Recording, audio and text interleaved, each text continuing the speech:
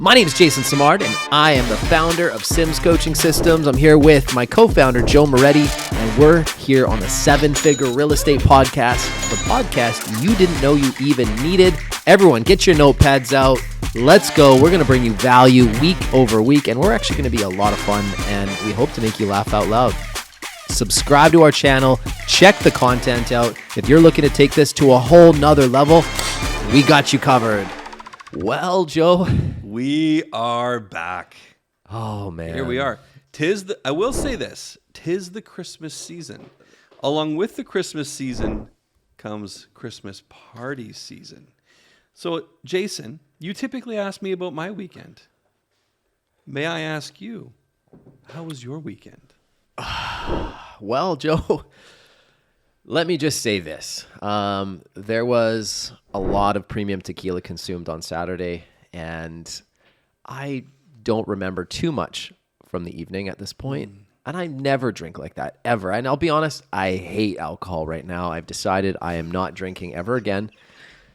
Ever. Like, Sunday, seriously, this is the worst poison on planet Earth. This stuff, all day yesterday, I was a write-off, parenting when you're hungover is horrible. I had to drive an hour and 20 minutes. I couldn't even finish my coffee. That's how hungover I was. And I never get like that. Then I felt anxiety all day. You just don't feel good. Today in the gym, I tried to bring my A game, but man, that tequila really took a lot out of me, Joe. And I've made a decision.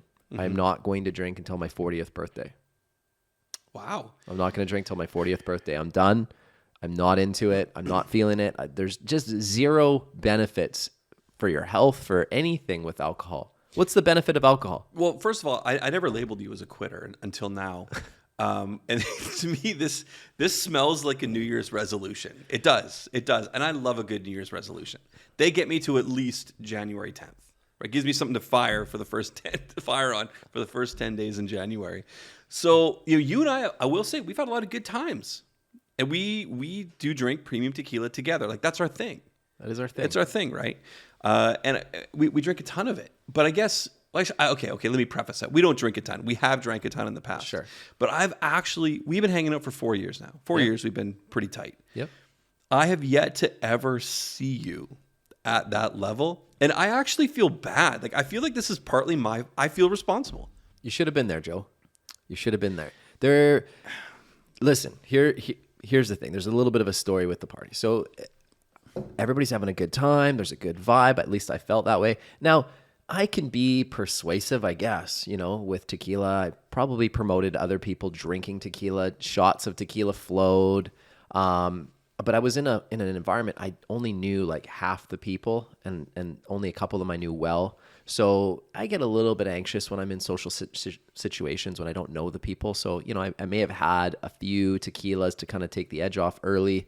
And I felt like everything was going amazing. I thought it was a great night. Everybody's having a good time. And then that one guy in the party who gets aggressive when they're drunk, and he picks on yours truly.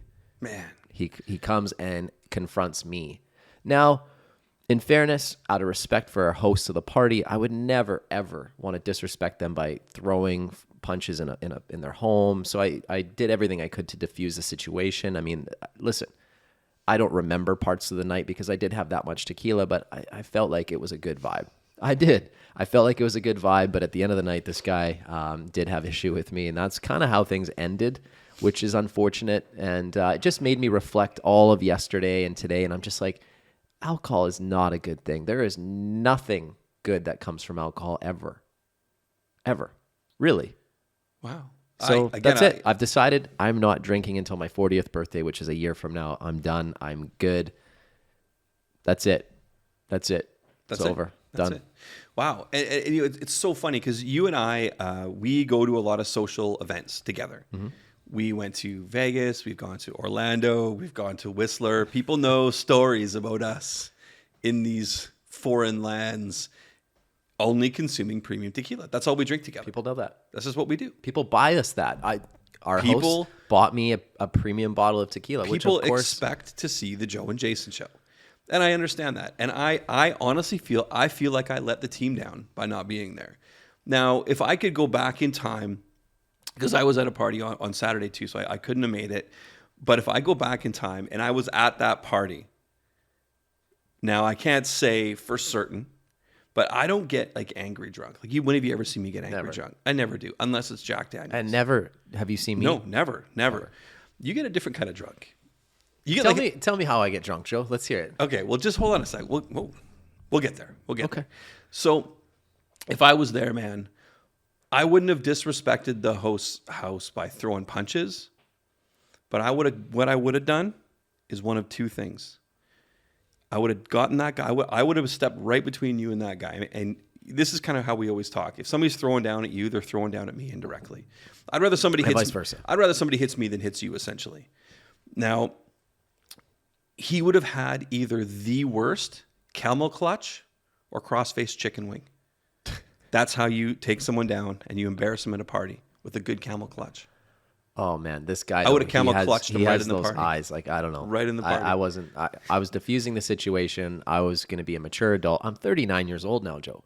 Just turned, and I don't need to be getting in fights at 39 years old. So I will do everything I can to avoid those situations.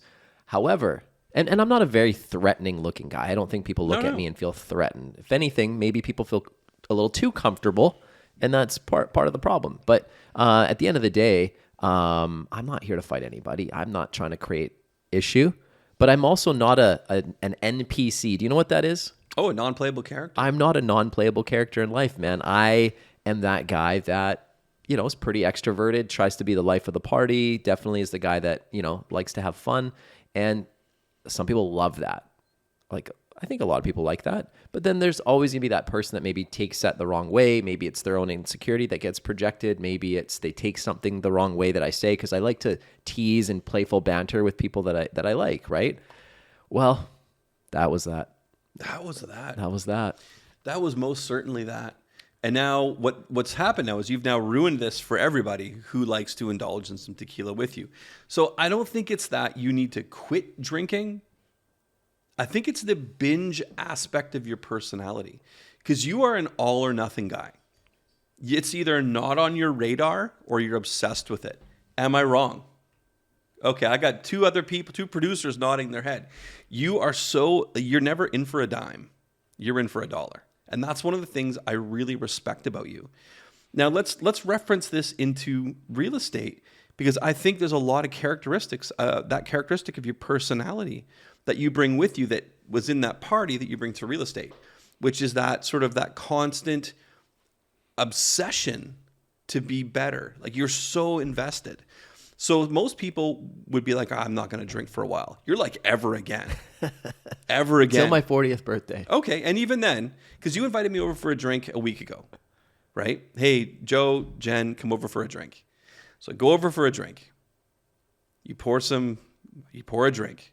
And I look over and you've got a glass of water. Filtered water. That was the most awkward thing I have ever seen. What's wrong with that? We're both drinking a beverage together. No. You didn't say come over for a glass of water. Now, granted, devil's in the details. Maybe I should have asked. But it's the weirdest thing. But when it comes to real estate, you're so invested in everything you do. You do nothing half-assed. And I think that's something that you and I bring, is we do nothing half-assed. Whether it's an open house, whether it's handling objections, you are a student of the sport. And that's one of the things I think I respect the most about you.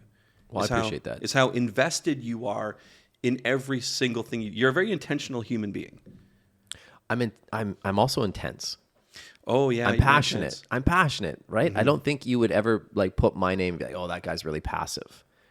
And so that passion, again, is like a big attractor. I think people like really radiate to that energy, but then it could also be taken the wrong way, or, the confidence could be taken the wrong way. So it was good. I've reflected on the weekend and the events, and I've made the decision that I don't need alcohol in my life. I really don't. And not that it was ever a thing, because it's not. I'm very lucky that way. I don't have an addictive personality. I'll go on kicks with stuff, right? But I don't have an addictive personality. But I am all in. You're right. Like if I'm going to do something, oh, you do it. I want to be the best at it. it. I like go all in, and like I want to be great. It's just my personality. And I'm okay with the fact that I'm not going to start off that way, but I will grind through it. And this is actually really important for people listening. When you get into real estate, you might not be great at it right away. That's okay. You have to persist and grind through it. So let's talk about open houses. If you're going to do an open house, don't just do an open house for the sake of it. Plan it out ahead of time, right? Make sure that you go and knock the neighbors, like 50 doors either way, and invite them to a selective open house before the open house, right? So maybe have some coffee and some baked goods or something like that. Invite people. Get to know the neighbors. Make impact, right? Ask good thought-provoking questions. Hey, listen, we've just put up this home for sale in the neighborhood. Who do you know that might be looking to move to the neighborhood, right? Have you guys ever thought about potentially upgrading or making a move, right? Mm-hmm. Get to know people. So I'd go knock 50 doors either way, plan it ahead of time. Second thing I would do is I would be promoting it heavily on social media. I would make sure that make it some sort of event. Have tons of signs everywhere. Make sure people know that you have an open house going on. Make it an event. And then when you're there, be prepared to ask good, thought-provoking questions. Like, hey, thank you so much for coming in. What was it about this particular house that just stood out to you that you had to come in and take a peek? Can I ask, Joe, what is it about your current home right now that might not be working for you that has you guys at least just casually browsing? Ask thought-provoking questions. Seek to really understand where people are at. Get them to talk to you. If you can get people to talk to you, it's amazing the opportunities that can get uncovered. And what happens is when people start talking to you and they start feeling comfortable with you, they feel a connection to you. And the likelihood of that turning into a business opportunity goes up dramatically. So next time you guys run an open house, please put some thought into it. Yeah. Prepare, put in the work. Be consistent and disciplined. If you're going to do open houses, you have to consistently do open houses. You don't just do one open house here and there. Make it part of your business plan, right? Create a whole strategy around it. Yeah. Practice your dialogues. Love that. And I think practice is so key, and so is being prepared. And it's funny, I talked to an agent this morning. He hosted an open house on Saturday. 2 people went through. He was there, I think he was there 12 to 2. 2 people went through. And the very first thing I asked was, well, what did you do for a like friends and family or a neighborhood get together? And he kind of looked at me like I asked him the square root of something. And so when we sort of break down, because you had said you like knock 50 one way, knock 50 the other, I just want to talk about that for 2 seconds, because I think that this is such a critical piece that's missing. Is we put those signs in the ground, we open the door, pour some coffee, we have some donuts, and then we are kind of wondering why nobody's showed up. So one thing, and it is a best practice, is when you're knocking on those doors, is saying, hey, I'm going to be hosting an open house down the street at 122 Main Street in your neighbor's house from 12 to 2. I would love it if you could come in at 11:30, where I'm hosting a bit of a VIP for all of the neighbors. And you know what? I would love to get your opinion on the price and the marketing. And as a way for me to say thank you, I'd like to reach back out personally and just let you know what that house sold for.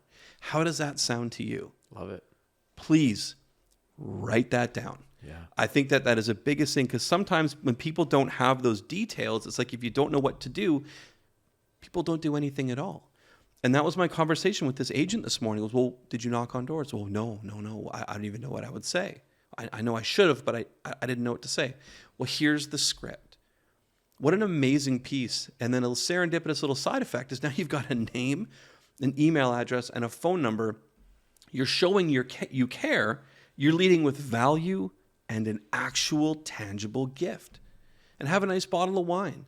Have something that draws those people in. But again, right, always lead with value, conversation, great questions, and a gift. Can't go wrong. Love it. A lot of people right now are telling me that they're hearing like the same kind of objections over and over. There's a lot of paralysis in the market. Here's what you have to understand. There is no urgency being created by the media on the housing market. Right. So, a year ago, it was just like the FOMO, right? Fear of missing out. Everybody's like, I got to buy a house, The market's so hot, market's so crazy. So it was literally because of low interest rates and everything else that was going on. There was, what would you say? Artificial. There was like the market was being driven up. The demand was being created by the market. Agents actually didn't have to create any demand. Now you have to create the demand. Right? You have to create the excitement. You have to get people off the fence. So let's go through some common objections right now. Get your pen and paper out, guys. And I'm still a little foggy from Saturday, so I'm not as sharp as I want to be. That's another reason why I don't want to drink anymore, Joe. I hate That sounds the like an feeling. excuse, man. Man. It sounds like an excuse. Excuses are the nails used to build the house of failure. No excuses. I hear that at least once a day from you. And I'm also hearing a really great objection. I'm not drinking again. Yeah. You want to hear how I would handle that one? Yeah. Yeah. Stay tuned to the end. Then I want you to hit me with that objection. Okay. So, common objection that people are facing right now is, we think the market's going to crash and we want to wait. So why don't you hit me with that objection? I'm going to show you guys a process on how I would overcome that. Jay, honestly, the market's insane right now. Interest rates are stupid. This is no time for us to do anything. Thanks for sharing that with me, Joe. A lot of people are feeling that way right now, which is a completely normal thing. Can I ask you, Joe, if you knew that you could buy assets on sale right now and that 5 years from now, those assets would be worth considerably more, would that potentially make you feel a little bit better about the current situation? Yeah, I think so. I definitely think so. Okay, cool. Can I share with you what a lot of my smart money investors are doing at the moment? Yeah, definitely. Okay, so many of them are really paying attention to the market. What we've been doing is we've actually been out looking at properties and really getting a feel for where the opportunities are. And what they're doing is when they write offers right now is they're sort of writing the offer, anticipating where the market will be potentially. So they're already kind of planning for that 5-10% drop that may occur in the next 6 to 12 months. And I don't have a crystal ball, but what they're doing is they're anticipating that. And because the people that do have their homes listed right now need to sell, and they also are reading these news headlines, what we're seeing is we're able to negotiate unbelievable opportunities. And if you're a little bit patient and not afraid to get in there, this is going to be one of the greatest wealth building opportunities we're going to see in our lifetime. And we will look back and kick ourselves that we didn't buy a bunch more. And I'll say this, and it's human nature. When there's blood in the streets or there's like very low consumer confidence, that's when you need to become the greediest when it comes to investments. On the flip side, when everybody's really greedy and the high school janitor's buying a second investment property, that's when you should be more nervous. So the fact that you're feeling that way is good, but recognize that it's not the best and most conducive way to feel if you want to get the best results. So my suggestion, Joe, is let's go look at some properties. We'll do an educational tour. Let's get a sense for the market so you can get a feel for what's out there. We don't have to buy anything, but really pay attention because you are going to see incredible opportunities present themselves. And man, you will kick yourself if you don't act on them. Does that sound like a fair plan? Yeah, sounds great. Okay, definitely. Cool. Guys, you have to be able to work through these emotions with people. Humans are very emotional by nature, and oftentimes those emotions cause us to make really bad decisions. The reality of it is, if you can be a leader and you can make moves while other people aren't, that's where you can build real wealth. The last few years are an anomaly. We'll probably never see a market like that ever again. And we're in for some volatile times. There's no question. But again, if you're a long-term value investor, this is exactly what you've been waiting for. This is the opportunity.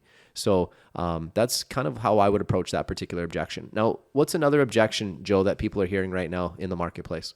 Oh, big one is, again, it's wintertime. I'm waiting until spring. We get that one every single year. Seller? Pretend you're a seller, and I'll show you how I'd handle that. Hey, honestly, for me, we put a lot of work into like our landscaping. I think that's really going to highlight our house. So for me, like, man, there's so much snow on the ground. Like, I got nothing blooming. It's something that's important to me. So I think we're definitely going to wait till about April, May. Okay. You know what, Joe? I appreciate you saying that. And I have this conversation every year, the same time. Okay. Can I share with you just a different perspective? Please. So right now, there's the buyers that are out there are motivated, right? People don't look at houses for fun in the wintertime. So although there's less buyers, the ones that are out there are actually very, very motivated.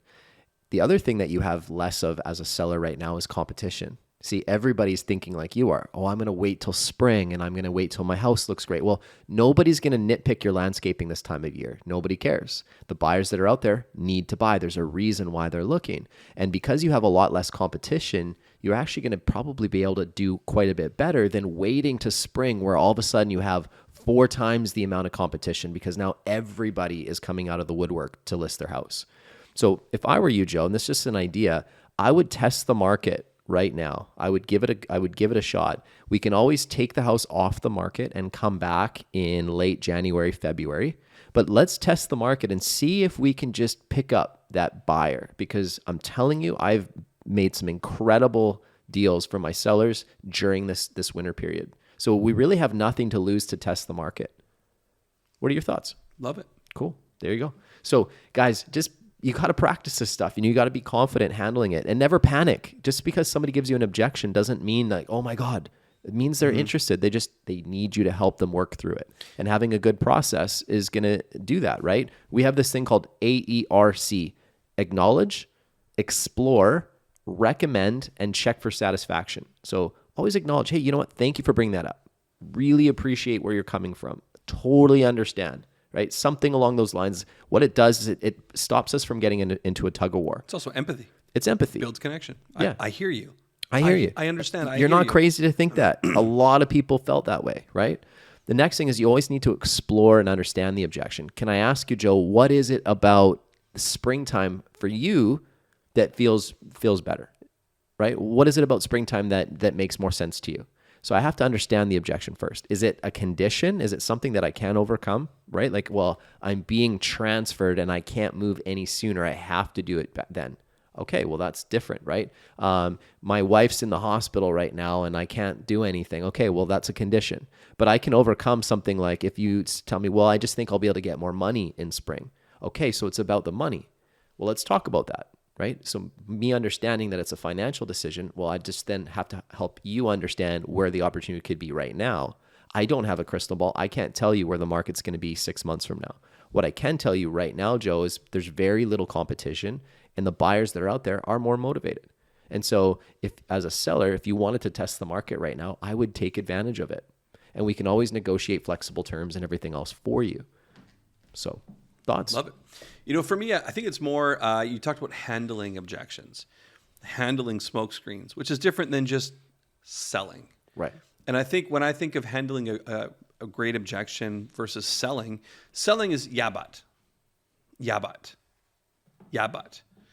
And handling is, thank you so much for letting me know. Like, you know, I hear you. A lot of my clients have said that in the past. Or, you know, I've been doing this so long, and here's where I've been able to help clients just like you, right? And making it relatable. So again, understand the difference between handling and selling. Nobody likes to be sold. Nobody wants to be sold. But everybody's a buyer.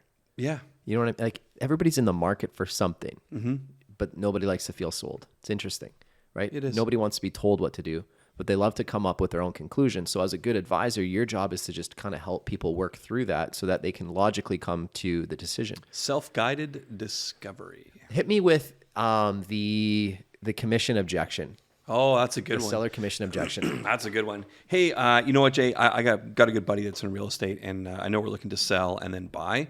So he's going to do it for a little bit less.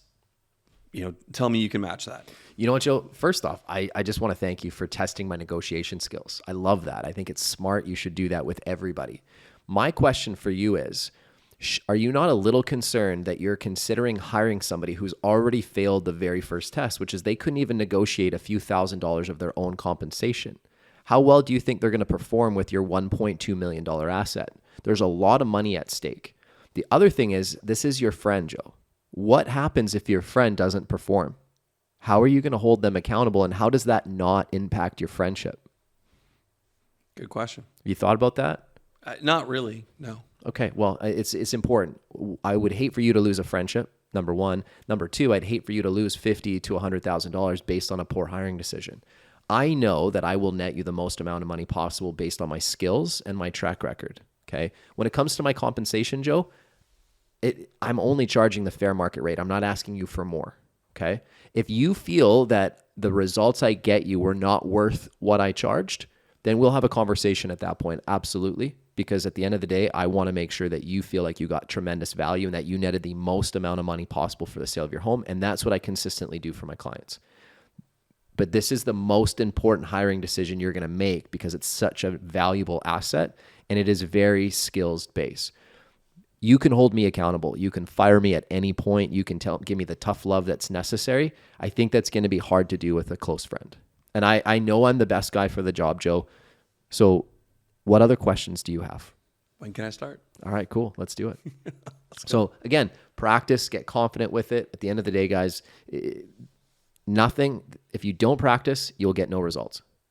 That's it. You could hear this and be like, oh, that sounded really clever. But if you don't actually write it down and go and practice it and make it where it flows and you feel confident with it, it'll never work for you. Never. Right? So I'll say this. Teachers are not always the smartest people. And I mean that in the most kind way. Often teachers have a lot of knowledge, but they don't apply any of the knowledge.